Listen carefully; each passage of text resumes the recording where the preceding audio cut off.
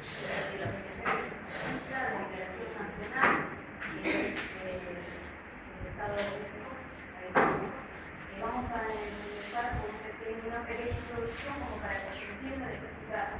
A paso con la que nos vamos a explicar. El Ejército Zapatista de Liberación Nacional. ¿Qué le comunicación? El 7 de noviembre del año 1983, hace 20 años, se fundó el Ejército Zapatista de Liberación Nacional. Empezaron a caminar las montañas del suroeste mexicano, cargando una pequeña bandera de fondo negro con una estrella roja de 5 puntas y las letras EZLN, también el rojo al pie de la estrella. Durante 10 años nos preparamos para estos primeros momentos del año 1994. 10 años de guerra, 10 años de preparación, 20 años. Nosotros nacimos hace 20 años y 10 años que nos alzamos en armas por democracia y libertad y justicia. Se cubren el rostro con pañuelos para ser mirados. Los muertos se mueren por vivir. Hace 10 años, un 1 de enero, y hace 20 años, un 17 de noviembre del 2003. En las montañas del suroeste mexicano hay un tiempo para pedir, otro para exigir y otro para ejercer. El Ejército Zapatista de Liberación Nacional se funda en algún lugar de la selva de Atacama. El 1 de enero de 2004 se cumplen 3 años de lucha pública, de resistencia, de creatividad y paradojas de un movimiento que el 1 de enero de 1994 llegó para quedarse. Hace 20 años que cientos de pueblos rebeldes, cientos de miles de indígenas se mantienen en lucha. 10 años de clandestinidad, trabajo político, persona por persona, familia por familia, comunidad por comunidad. El comandante insurgente, Marco, jefe militar y vocero del movimiento rebelde. Esta es una entrevista en 1924 de Gloria Muñoz, periodista.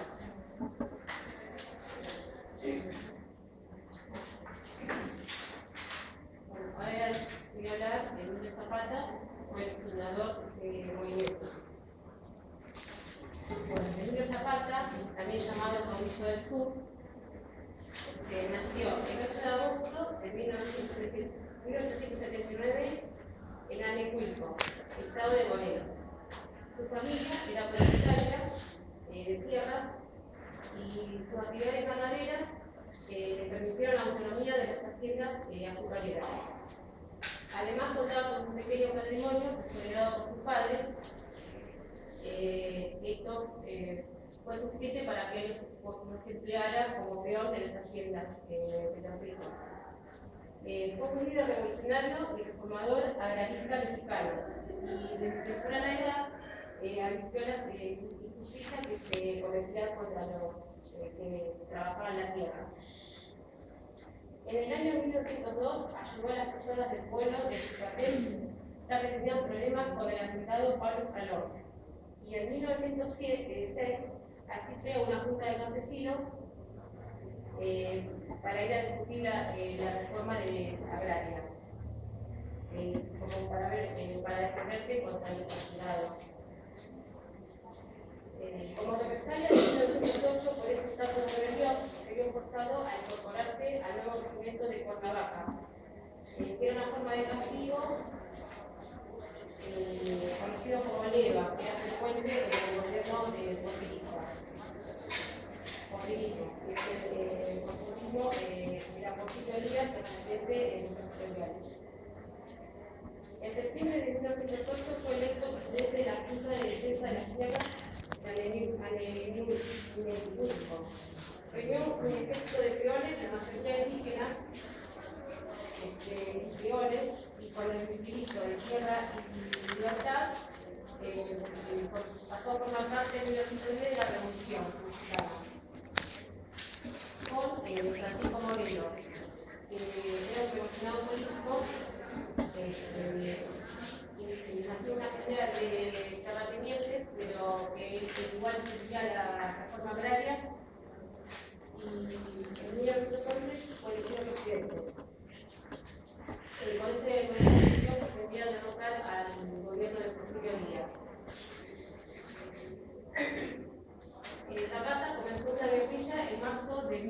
1911. Para recuperar la tierra a los indígenas, mientras que los hacendados comenzaban una campaña en contra de Zapata. La población indígena, golpeada por la pérdida de sus tierras, la pobreza, la explotación y la exclusión social, fueron las causas sociales que llevaron a la revolución mexicana. Bueno, Zapata durante este tiempo creó las primeras comisiones agrarias, la Universidad México además inauguró la caja rural que teníamos en Moreno. En 1915, el gobierno de la Convención construyó la ley agraria. Dice aquí, en 1919, el de Zapata fue asesinado en una emboscada organizada por Francisco Guajardo en Moreno. Este año sucedió en los 5 años.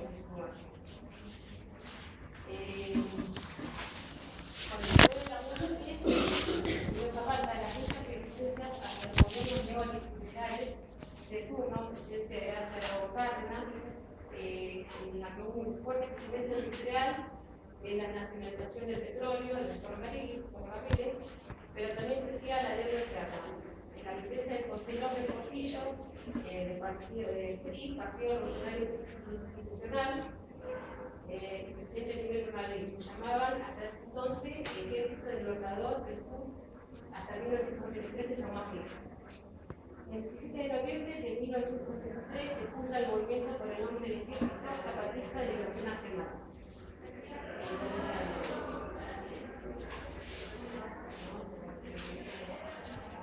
A los 10 años de la preparación del Ejército Zapatista de Liberación Nacional, aproximadamente de 1984 a 1994. Se prepara, su preparación se prepara con su propia experiencia, ¿sí? Con su creatividad, con su experiencia, con su creatividad, con sus vivencias. Ellos se empiezan a preparar, se organizan, ¿no?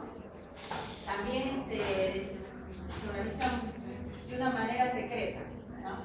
De una manera clandestina, donde también era ilegal, pero esto fue en silencio. Hacen una organización, luchan por el olvido, por la injusticia, por la desigualdad, la opresión. Como mi compañera venía diciendo que ya venía hace más de 500 años, ¿no? Que estaban pasando. Los 10 años de alzamiento, bueno, como iba diciendo que venía por una preparación, ¿no? El 1 de enero del 94 al 2004 salieron a la luz a defenderse. Una matanza, una masacre. Ellos empezaron a tomar salieron a la luz 2 días de guerra. Intentaron tomar como cabecera 7 municipios, pero bueno, lograron tomar los 5. Ahí también cae Pedro, uno de los comandantes, ¿no? del movimiento. San Cristóbal de las Casas, Ocosingo, Margarita, Altamirano, nada. Quería tocar más En este punto hace la declaración de la selva condona, dando a conocer sus palabras y planteamientos políticos a través de declaraciones. 10 años de alzamiento. Alzamiento, levantamiento de rebelión, lucha por su trabajo, por su tierra, no tenían educación, eran los marginados, los olvidados. Resiste al mal gobierno, despojo de tierras, a la represión, provocación, agresiones. La lucha zapatista representa las demandas y los anhelos de los pueblos indígenas de México. Bueno, la pregunta, ¿quién es Marcos? Es un comandante, líder. Su nombre es un nombre de guerra. El nombre de él es Rafael Sebastián.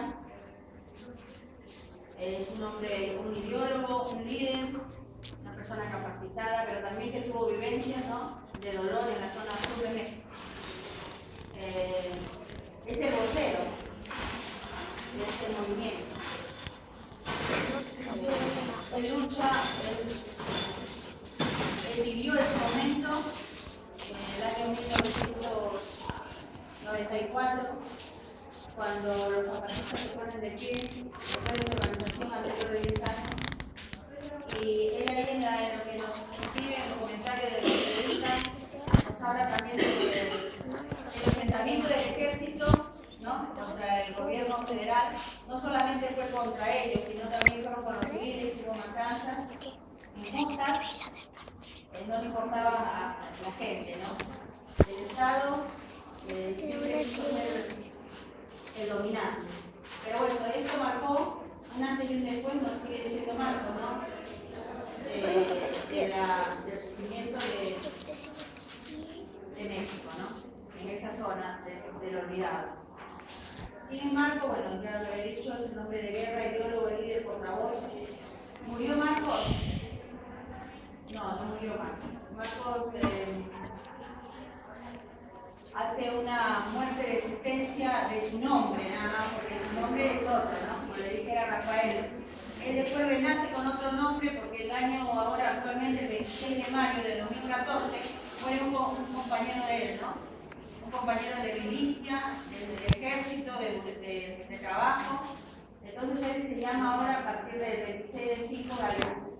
La lucha continúa, el ejército zapatista está de pie, muchos se han multiplicado, ha sido escuchado. Y también quería contar algo más. Su objetivo es formar una república socialista. Marcos representa el símbolo de la resistencia, ¿no? Recorrió todo mundialmente. Un chiquillo de Marcos, el cambio de nombre. Antes sería el nombre del líder. Marcos, o sea, él se llama Rafael, ¿no? Rafael Sebastián Michel. Pero un hombre de guerra para el trabajo, por ahí, dentro del ejército, pero en sí no le dicen tampoco mucho Marco, a nivel mundial está conocido como Marco, pero le llaman el sur, dentro de su ejército, como se mueve, porque él es un comandante del ejército, un líder, un portavoz, pero ahora ya no renunció al nombre de Marcos, el nombre de guerra, ahora como ya lo dijeron, su compañero murió el 26 del 5 de este año presente. Entonces toma el nombre de Galeano. Los compañeros, entonces como que todos son como que el compañero renace, ¿no? Y no todo el resto.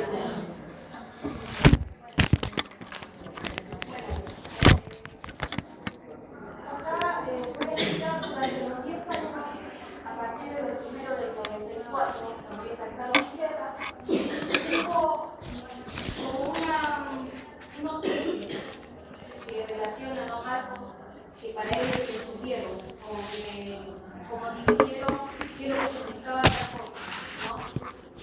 Los tres ejes se llaman el eje del fuego, el eje de la palabra y el eje de la organización de los pueblos. El eje del fuego se representa por el alzamiento, la organización militar, el movimiento que ellos hacían para, en ese día del 1 del 94, tomar, en este caso, los 5 municipios, ¿no? De lucha, ¿no? Y no solamente se relaciona el 1 del 94, sino que cada año, de 94 en adelante, 95, 96, 97, 98, nunca terminó para él el eje del fuego, porque entró en muchos conflictos con el Estado, ¿no? Porque lo que ellos hicieron era tratar de recuperar lo que anteriormente habían perdido. Es más, no solamente perdieron del año 83, perdieron más de 500 años, desde el tiempo de los aztecas. Entonces, ellos ya es una lucha de muchos años, y el primero del 94 fue lo último que quizás ellos no quisieron de repente entrar en esta lucha, pero ellos tenían que hacerlo para poder ser escuchados. Bueno, en el eje del fuego fue todo eso: sangre, muertes, organización, militarismo y paramilitarismo por parte del gobierno. Pero lo más importante para Marcos, en este caso para el ejército zapatista, no era del fuego, sino el eje de la palabra, en el cual hasta el año 97 no tenía respuesta, no se valorizaba lo que ellos querían tratar de llegar, que los escuchen. Pero, ¿qué pasa? Pasan muchas cosas. En el eje de la palabra ellos hacen movimientos, hacen diálogos, hacen tratados, hacen acuerdos en el cual el gobierno no los respeta, no los valoriza, no los escucha. Entonces existe la palabra hablada y la palabra en silencio, en el cual ellos optaron por callar. La palabra para ellos en silencio era callar. Dado que el Estado no les tomaba importancia. Bueno, ellos después, al ver que el Estado, el gobierno, el gobierno no los escuchaba, como para ellos era importante la palabra, ya no se dedicaron a escucharlos al Estado, porque lo único que hacían era entregar los papeles, firmar, y no cumplir lo que habían acordado. Entonces optaron por ser escuchados a la sociedad civil, donde ellos en ese lapso, en ese transcurso de dedicarse a que sean escuchados, ellos tuvieron muchas sorpresas, tantas sorpresas como en la sociedad, cómo lo recibieron, porque ellos las montañas pensaban de que la sociedad civil, que en el momento que ellos iban a entrar a la luz, ellos iban a ser recibidos, no sé, mal, ¿no? Pero no, tomaron la sorpresa de que la sociedad civil los quería escuchar, los quería conocer, querían saber qué es lo que estaban reclamando, y eso por parte de la sociedad. Por parte de los jóvenes igual, pensaron que quizás el adolescente que no quería escucharlo, no, al contrario, los adolescentes también querían aprender de ellos, de escucharlos. Y después también se dio una sorpresa de las mujeres que también tomaban decisiones, que podían ellas también organizar, construir algo, ¿no? También fue la sorpresa para ellos, ver eso, tanto de haber estado escondido, y era para él un mundo, era pensamientos que era diferente al salir a la luz.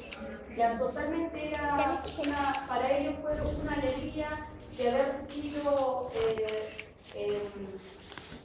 aceptados por la sociedad. Es más, las comunidades, las organizaciones de los pueblos fue la columna vertebral para que el eje del pueblo y la palabra se haya organizado, se haya construido. Pues bien, ahora uniendo las bueno, eso fue en el transcurso de los 10 años, porque para ellos separaron, ¿no? El eje del fuego, el eje de la palabra, el eje de la columna vertebral, en este caso la organización de los pueblos, había servido de mucho. Pero para ellos no era importante para él las armas, matar o no. Para ellos era importante la palabra. Esa era su arma principal, la palabra. Bueno, ellos en los años, hasta el año 2000, tuvieron conflictos. Muchas peleas hubo contra el gobierno.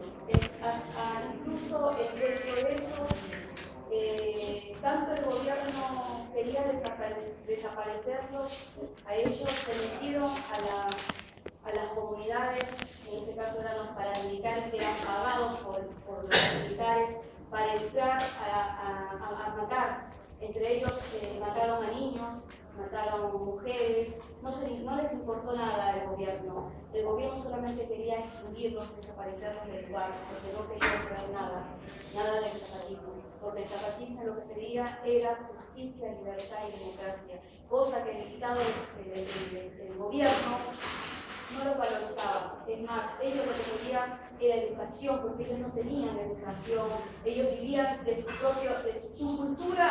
Para ellos era lo que tenían, ellos aprendían, de sus tierras trabajaban, de eso vivían, pero el gobierno no necesitaba nada.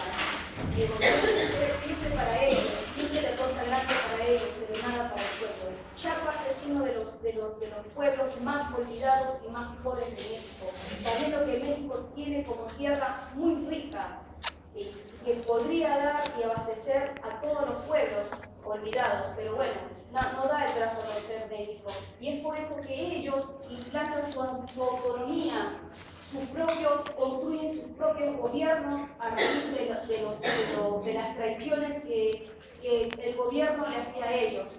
Entonces ellos empiezan a construir. El ejército zapatista... Disculpa, Celo. Sí. Estamos en 20. Sí, bueno, Sí, 5 minutos si quieren. Sí, perfecto. Bueno, de los años 2000 en adelante ellos siguen en construcción, siguen trabajando sus tierras, siguen surgiendo. Es más, dentro hoy en día el zapatismo, a raíz del mandar obedeciendo, ahora ya el ejército zapatista se fue a las montañas y dejó a la gente trabajar. Y en el mandar obedeciendo son ahora los nuevos adolescentes que nacieron después del 94, la nueva construcción de su autonomía. Ahora ellos implantan sus propias ideas. Es más, el ejército zapatista no quiere ser ejemplo del mundo, solamente quiere que sea un referente para que el mundo por lo menos tenga de algo un referente, no copiarlo, porque tampoco el zapatismo intenta que sea exportado, simplemente que vean lo que ellos hicieron, nada más, y que cada pueblo, tanto México como Latinoamérica, construya su propia estructura, no desde arriba, sino desde abajo.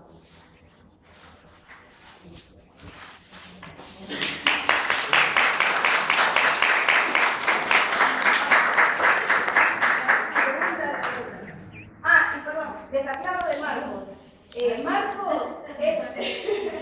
Marcos es un nombre, otros le quieren decir acrónimo, pero Marcos era también un insurgente, un combatiente también de lucha, en el cual cuando Misley toma a Marcos porque lo matan, entonces él toma ese nombre como un signo estándar. Claro, y ahora Marcos muere personaje, pero revive a raíz de que mataron al profesor de la escuelita, que era como guía, lo matan tan mal que pobre, bueno, él se toma y hace revivir. Sus muertos para él no mueren, para ellos reviven en el ejército zapatista en su lucha. Me quedaron dudas. ¿Qué quiere decir consigna mandar Bueno, consigna de mandar obedeciendo es la construcción de nuevos, con la gente joven, con las mujeres. Es la construcción, son 7 niveles, no los chicos dominan los niveles. Durante 15 años, la oleada generacional es la gente nueva, la que empieza a construir su propia autonomía, pero ya no con el ejército, con las ideas de Marcos, sino con los jóvenes a partir del 94 en adelante. Ellos destinan unos pasos, los jóvenes ya no necesitan las ideas de Marcos. Y el mandar obedeciendo quiere decir servir y no servir, representar y no servir y no servirse, representar y no suplantar, construir y no destruir, obedecer y no mandar, proponer y no imponer, convencer y no vencer, subir y no bajar. Las decisiones se toman colectivamente, entre todos. Es más, la bajada de Marcos fue colectiva. En una parte, la comunidad eligió que Marcos desaparezca, ¿no?, por nombre y resucite por la muerte de su compañero mayor. Porque es un compañero que muere, resucita en otra persona. O sea, nunca muere, porque resucita en la lucha. Eran 3 ejes, era el eje del fuego, de la palabra. No, en el eje, el eje de fuego, el eje de la palabra y la estructura, la organización de los pueblos. La organización de los pueblos, que es la columna vertebral, ¿no?, que guía a los ejes del fuego, el eje de la palabra. ¿Cómo se relaciona el ejército entrando en las montañas con Bueno, ellos son, ¿cómo se relaciona? El ejército zapatista son la gente insurgente que vive en las montañas, ¿no es cierto? Bueno, ellos son gente que funda las comunidades zapatistas. Son gente que ellos que ven las injusticias que hace el gobierno con la gente pobre. En este caso, ¿cómo se comunican? Si ellos ellos mismos es más, las comunidades zapatistas los alimentan a ellos, tienen un contacto igual, los alimentan, les dan ropa, les dan todo. Que se dan cuenta que había un beneficio también, no solamente para el ejército, sino ¿entendés? Todo el Estado. Claro, creo que lo que se quiere saber es cómo hicieron para comunicarle a la sociedad urbana y los problemas que ellos tenían. Cuando ellos están jugando a la sociedad civil. Claro, Bueno, eso es a raíz del 1 de enero de la segunda de 1974, cuando ellos salen a la luz. Ahí se hacen conocidos hacia la sociedad civil. Es ahí donde encaminan su... esto es muy extenso, porque hay que hablar del 94, 95, 96, 97, 98, hasta el día de hoy, porque como ven, México ahorita, el día de hoy, el ejército zapatista no salió a apoyar, salió el presidente Moisés, que lo asumió en el mayo del 25 de mayo, el mismo día que también dio de Baja Marcos. Él sube al cargo del ejército zapatista. Él es ahora el vocero, el nuevo vocero.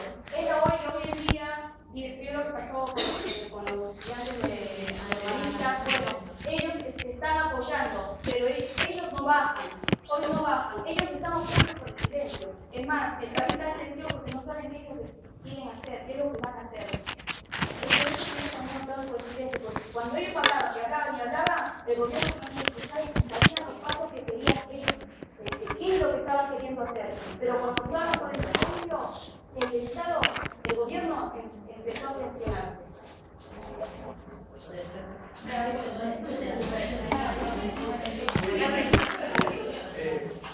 Hay dos cosas fundamentales. Tenemos una organización de una base ideológica y una base económica. O sea, económicamente cómo se sostiene y ideológicamente qué se sostiene. Sí, bueno, dentro de las comunidades zapatistas, que no solamente hay varios, está de todo Chiapas, se trabajan en pueblitos. Bueno, ellos tienen dentro de sus comunidades cooperativas. Ellos mismos trabajan sus tierras, tienen sus propias escuelas, tienen sus propios hospitales, sus clínicas. Es más, no solamente eso, ellos, por ser autónomos, ellos, por pedir su libertad y democracia, ellos no miran al enemigo o lo defensan al enemigo, no, al contrario, ellos dejan los hospitales abiertos al no zapatista y al que también los castiga, le hace cualquier cosa, él deja las puertas abiertas, mientras que el gobierno está cercando con mallas para que ellos no salgan, no salgan a otros lugares. Es más, hoy en día, estuve leyendo que ellos ahora están cercando, y ya están en algunos lugares, están cercando con electricidad los cercos. Es más, es tanto así que los militares no salen de esos lugares, están hostigándolos constantemente. Los militares iguales, los paramilitares, que son personas que estaban, los mismos campesinos que reciben plata del mismo ejército, también hacen que los taxen a la gente de las comunidades. Exportan y más, han ingresado a una de sus tierras donde ellos trabajan la madera y han estado cortando las maderas ¿para qué? Para armar esos cercos de electricidad. Y es más, hasta inclusive les quisieron quitar la electricidad, en el cual ellos, como son gente de resistencia, de lucha, ellos no. Y las mujeres también ahora, también dentro de las comunidades, las mujeres también tuvieron, era contradictorio, porque las mujeres no solamente anteriormente, las mujeres solamente eran para cocinar, para cuidar a los hijos, para todo para el hogar, pero ahora no, las mujeres también es una lucha igual. El día de hoy es una lucha que las mujeres hoy en día laburen, trabajen, por eso se abrieron las cooperativas para trabajar. Para las mujeres, para que puedan presentarse ellos y ser el hombre es machismo. Sí, aparte ellos tienen una cultura muy cerrada, entonces para que ellos también acepten lo que ellos también piden, estén dentro de sus comunidades, también lo tienen que hacer. Entonces igual la cultura es un poquito es difícil aceptar, así como los gobiernos para ellos, en este caso Bolivia, ser plurinacional para los hacendados, para los gente rica también es difícil dejar tantas cosas para poder repartir a los demás. Bueno, no sé si... Lo último, dale, si alguna más. Era del Estado plurinacional, que ellos, se demostró que ellos por más que haya, porque no es fácil llegar a un Estado donde todo sea por igual, colectivo. Me parece una construcción de mucho organización, como Marcos decía, hay que organizarse, pero desde abajo. Entonces lo que hizo Evo Morales, y acá marqué un párrafo donde dice que el Estado plurinacional significa, ¿no?, que todos, sean mestizos, sean indígenas, que tengamos los mismos derechos, las mismas oportunidades, las mismas obligaciones, sin que por ello tengamos que perder o esconder nuestra identidad cultural. Caso que en México les quiere hacer perder a los indígenas sus culturas. Y eso jamás, la esencia de su cultura jamás lo tiene que perder, por más dinero que uno tenga. Creo que todos nosotros, por más que tengas, te dé el plato de dinero, pidas o te pongan el oro en los pies, yo creo que uno no podés cambiar, tu cultura no podés perder. Bueno,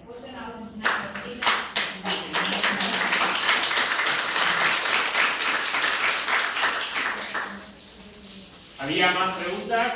Sí, yo quería preguntar que esto desde el año 1984 al 2012, ¿cuáles han sido los avances que han tenido? ¿Qué cosas? Eso fue, los 10 años fue del 84 al 94, fueron años de preparación, de organización. Ellos se organizaron, no necesitaron revistas, ni folletos, ni libros para poder ellos organizarse. Ellos solamente de la forma de cómo miraban, ¿no?, cómo vivían, las experiencias que ellos tenían, ellos fueron creando su propia estructura. Esa fue su organización. Ellos no necesitaron de nadie para llegar el 1 de enero del 94 a alzarse en armas. Es más, para ellos no fue algo que de repente no lo tenían que, claro, que si pasaba algo ellos tenían que defender, pero lamentablemente el ejército, el pueblo del gobierno no lo tomó así, y lo único que fue matar. ¿Qué es lo que no solamente en México, no solamente viene del 94? Desde los aztecas se vienen matando uno y a otro, hasta los mismos presidentes. A Emilio Zapata lo mataron, a Morelos también creo que lo mataron, bueno, Porfirio se fue, menos mal que renunció, pero fueron sucediendo muchas cosas, todas estas muertes, porque quizás parece uno al otro, pero no, qué bueno fuera que, bueno, de saco no, mataban uno y a otro, como hoy en día también, porque el gobierno mató a los 43 estudiantes.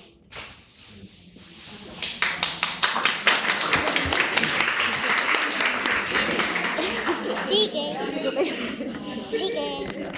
¿Qué dice el resto de los que están callados? Porque hay